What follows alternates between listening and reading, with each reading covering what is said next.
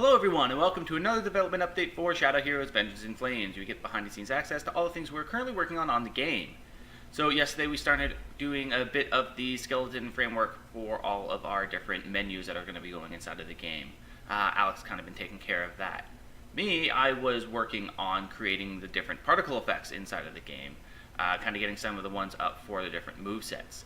So the Exorcist one, which you've seen before, where it has kind of the little portal thing opening up, that's going to be the debuff. So whenever he removes a buff from one of the targets that he hits, that will play. So generally, if there's any buffs on the character at all, that's going to be what you're seeing most of the time. The rest of the time, you're going to be seeing the attack just without that little portal.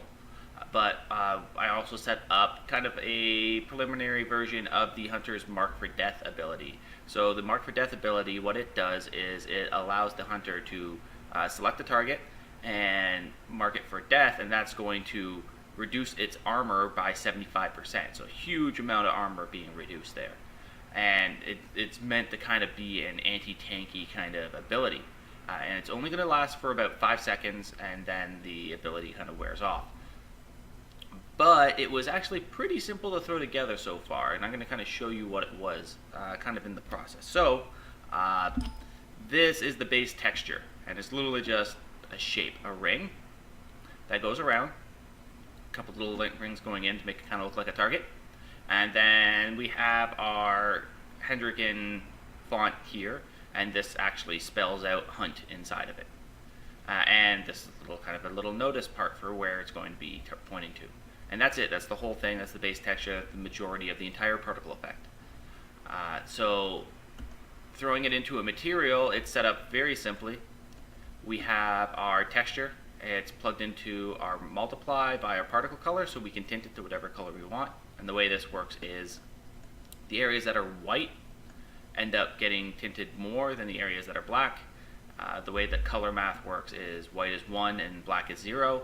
So if I want it to turn blue, all the white areas would turn blue, the gray areas would be less blue, and the black areas would not be blue at all, they'd still be black.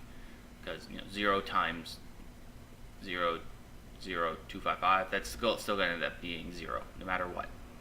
So that gets plugged inside of our emissive color, so that way it'll have all kinds of color no matter what. You'll see it even in the dark.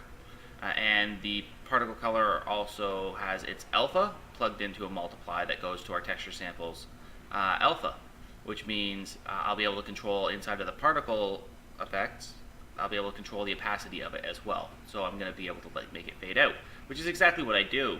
And the very end result is something like this. So that's kind of it sitting on top of the unit. But it also kind of appears in. And so it has a little bit of animation while it comes in. The idea is it starts off way up here at the top, and it's really thin. It's like 0.1 x and 3 times y, and then the z doesn't matter, it's two-dimensional. So it's only a tenth of how wide it's supposed to be and 3 times longer. So it starts off really stretched out to give it kind of the effect of a blur or motion while it comes down, and then it kind of goes to its full size after it reaches the location that it's supposed to be. And that's kind of it. I have a little bit of glowy particles that kind of come in just for a bit more animation in the effect, leave a bit of a trail behind, but completely just aesthetics. Without it, it still works as well.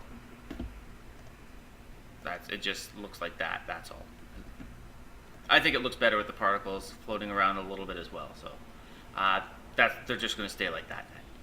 So that's what we were working on. We're going to be doing more stuff like this today and in the future. Hopefully we'll get you to see a little bit of the menu systems. The menu systems aren't going to be anything special right now, basically buttons on screens. We're setting them up so we can have full 3D backgrounds if we want, and we're going to leave it at that.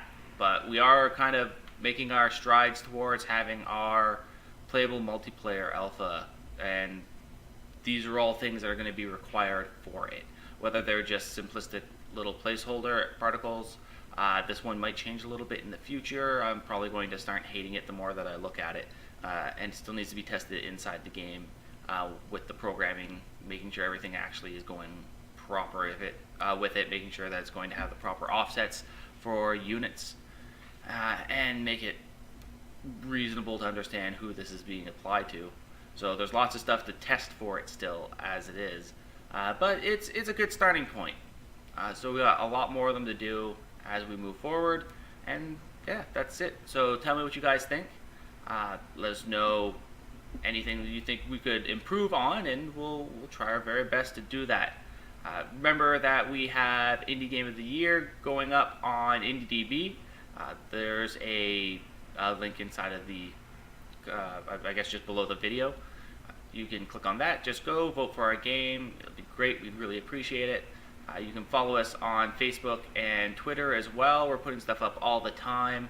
We're also still running our Kickstarter. We're in the last couple of days. We appreciate any support you guys can give us at all.